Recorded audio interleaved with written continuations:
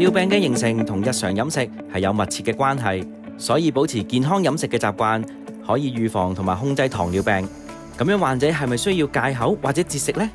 主要忌食甜嘅食物，避免羹類嘅老火湯，多啲食蔬菜、水果比較適合。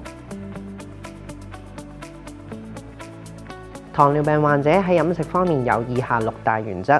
要穩定血糖水平，首先記得保持定時進食，避免長時間空腹。第二，確保每餐都包含蔬菜、水果、全穀類、蛋白質同埋少量嘅健康脂肪。大家亦要注意食物嘅份量，避免過量攝取，以免血糖波動。另外，要注意以下嘅3點：第一，避免含糖飲品。根據食安中心一項調查結果顯示，飲品係香港人攝取超過30%糖分嘅主要來源之一，包括汽水、茶類飲品、蔬果汁等飲品。其次，盡量減少食用加工同精裝食物，因為呢啲通常都含有大量嘅添加糖、鈉，仲有唔健康嘅脂肪。例如反式脂肪，如果吸收太多嘅油脂，就會減慢胃部排空速度，從而令血糖下降嘅速度減慢，導致進食大量呢類嘅食物之後，血糖會偏高。最後，要保持每餐適當食物嘅份量，以維持健康嘅體重同埋血糖水平。仲有唔好 skip meal， 以確保血糖穩定，同埋定時定候提供身體所需嘅營養。其實要食得健康並唔難，大家不妨參考以下呢個餐單。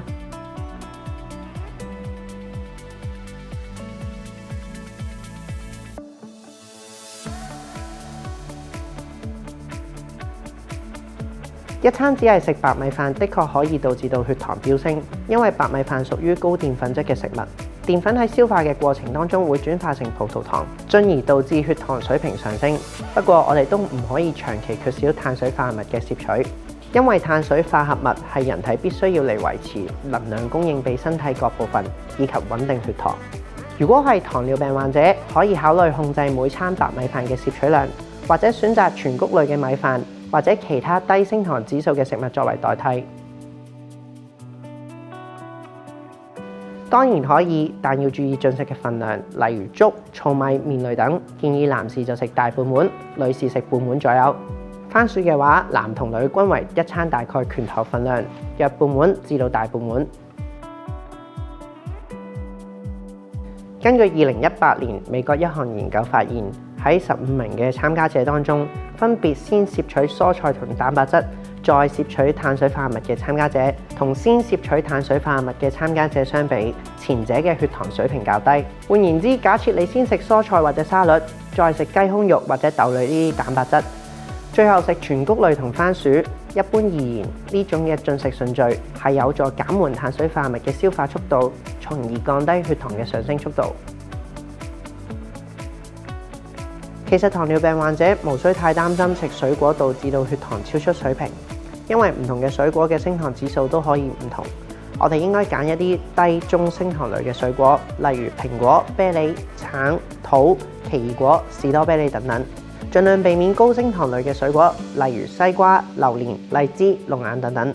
至於進食嘅份量，建議每日進食2份嘅水果，一份份量大概係你拳頭嘅大細，千祈唔好一次過食超過2份嘅水果，因為咁樣好容易令血糖飆升。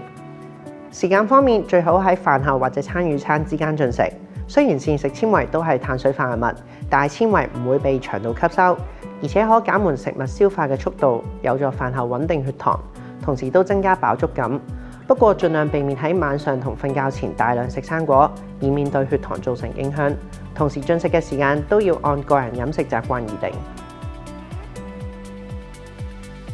冇錯，糖尿病患者都可以食朱古力，但係要揀可可含量較高、糖分較低嘅黑朱古力。其他種類嘅朱古力，例如牛奶朱古力、白朱古力等，通常都額外添加糖分，所以唔適合糖尿病患者長期食用。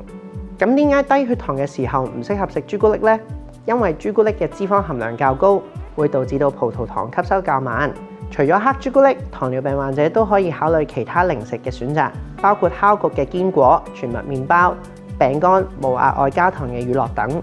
選擇零食嘅時候，亦都應該查看營養標籤，選擇較少糖分同埋較多營養價值嘅零食。其實現時政府資助嘅慢病共治計劃，亦都為合資格人士提供糖尿病高血壓篩查及治理。一旦參加者確診患上糖尿病或者高血壓，就會視乎需要轉介去護士診所、專職醫療。而地區康健中心嘅專業醫療團隊包括營養師、護士、職業治療師、物理治療師、視光師及藥劑師，亦都會為你制定全面嘅健康管理方案。想了解更多慢病共治計劃嘅資訊，可以掃呢一個 QR code 或者登入以下嘅網址。早發現，早治理，事不宜遲，大家快啲登記啦！